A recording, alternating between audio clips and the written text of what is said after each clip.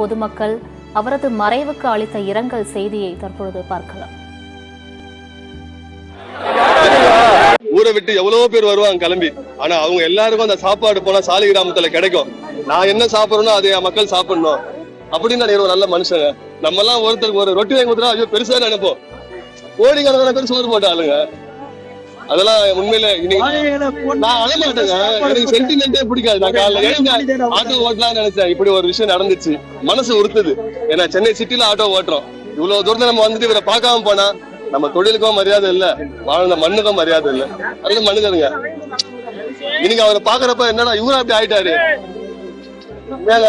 அவரெல்லாம் கடவுள் கொடுத்த வரோம். அந்த அப்துல் கலாம் சொல்லுவார்ல, பிறப்பு இறப்புக்குன்னு ஒரு வித்தியாசம். அந்த வித்தியாசத்துக்கு இவர் காரணங்க. நம்மளோட பிறப்பு அசால்ட்டா இருக்கலாம், சாவு சரித்திரமா இருக்கணும்.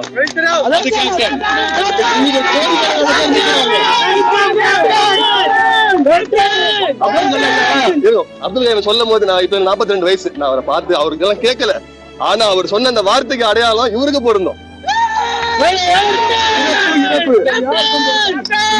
சாவுறப்ப நம்ம எவ்வளவு பேரை சேர்த்தோம் பாத்தீங்களா? இன்னைக்கு வண்டி ஓட்டாம யூனிஃபார்மோட நிக்க அவர் முகத்தை பார்த்துட்டு போயிடுவான். இதுக்கு வரல, இன்னும் காலைல சாப்பிடல, இதுக்கப்புறம் வண்டி ஓட்ட மாட்டேன். இவ்வளவு டிராபிக்ல நம்ம கொடுத்து வைக்கலங்க. அவ்வளவுதாங்க. அவரை வளர்த்ததும் நீங்க தான், அவரை அமைச்சதும் நீங்க தான். பேசி பேசி அவர் ஒரு வழி ஆக்கிட்டு கஷ்டமாயிடுச்சுனா என்னால படப்படன்னு ஓடுது. தூங்கி எழுந்த உடனேயும் அவர் செய்தி தான் பார்த்தேன். நான் ஒரு பயங்கரமான ரசிகர்னா. நான் பிறந்ததுல இருந்து எனக்கு அவரு தான் உலகம், எனக்கு அவரு தான். அரசியல் வந்தாருன்னா எங்களுக்கு எல்லாமே நல்லது பண்ணுவாருன்னு நினைச்சோம். ஆனா ஒரு நல்ல மனிதரை நாங்க இழந்துட்டோம்னா, அவரை போல ஒரு மனசாட்சி மனிதாபிமானம் உள்ள யாருமே இல்லைன்னா இந்த உலகத்துல இதுக்கு மேல எப்படியோ ஒரு நல்ல அரசியல்வாதியும் சரி நல்ல மனிதரும் சரி நாங்க இழந்துட்டோம்னா அதுதானே உணர முடியுது. ரொம்ப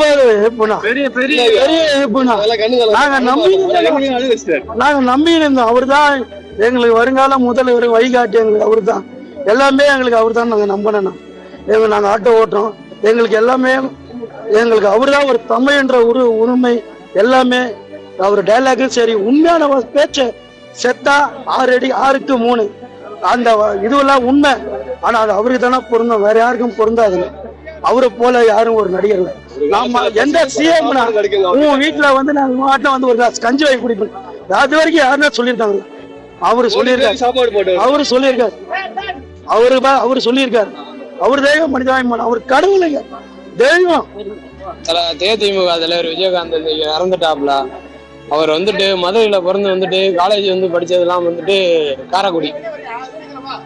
இந்நேரம் வந்துட்டு மக்களுக்கு வந்துட்டு நல்ல ஒரு இது வந்துட்டு எல்லாமே ரீச்ஃபுல்லா பண்ணியிருக்காப்புல. யாருன்னா ஒரு அரசியல்வாதில வந்துட்டு யாரையாந்துன்னு சொல்லுங்க. எம்டம் டிராக் சீட் ஒரு நடிகருக்கே போகுது, ஒரு அரசியல்வாதி தலைவனுக்கு வந்துட்டு போகல. ஒரு மாண்புமிகு முதலமைச்சர் என்ன பண்ணணும்? அரசு மரியாதை பண்ணணுமா பண்ணக்கூடாதான்? அரசு மரியாதை பண்ணணுமா பண்ணக்கூடாதான்? நாங்க மக்கள் பிரதிநிதியா கேட்கிறோம். ஒரு முதலமைச்சரா இருந்து அரசு பிரதிநிதியா நீங்க பண்ணணுமா பண்ணக்கூடாது? நாங்க மக்களோட கோரிக்கை நீங்க பண்ணணும்ல.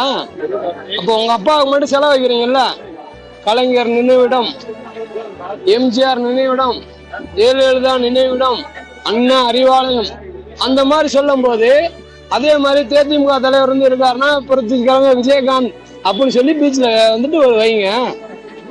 இது ஒண்ணும் நாங்க ஒண்ணு 10 கோடி 15 கோடிலாம் கேட்கலையே. நாங்க சொந்த செலவுல கூட வைக்கிறோம். ஆனா எந்த பாதிக்கப்பட்டுச்சுன்னா குடும்பத்துல இருக்குன்னு இந்த மொட்டை தமிழ்நாடுல இல்ல, எல்லாருமே அப்படின்னா நெஞ்சு எப்படி வெடிக்கும். அந்த மாதிரி ஒரு தலைவர்னா இவன் அரசியல்வாதி அப்படிலாம் இல்ல, நடிகன். இப்ப எத்தனை பேர் வந்து நடிகன் வந்து எவன் வந்துட்டு வந்திருக்கிறான். ஒரு அரசியல்வாதிக்குன்னா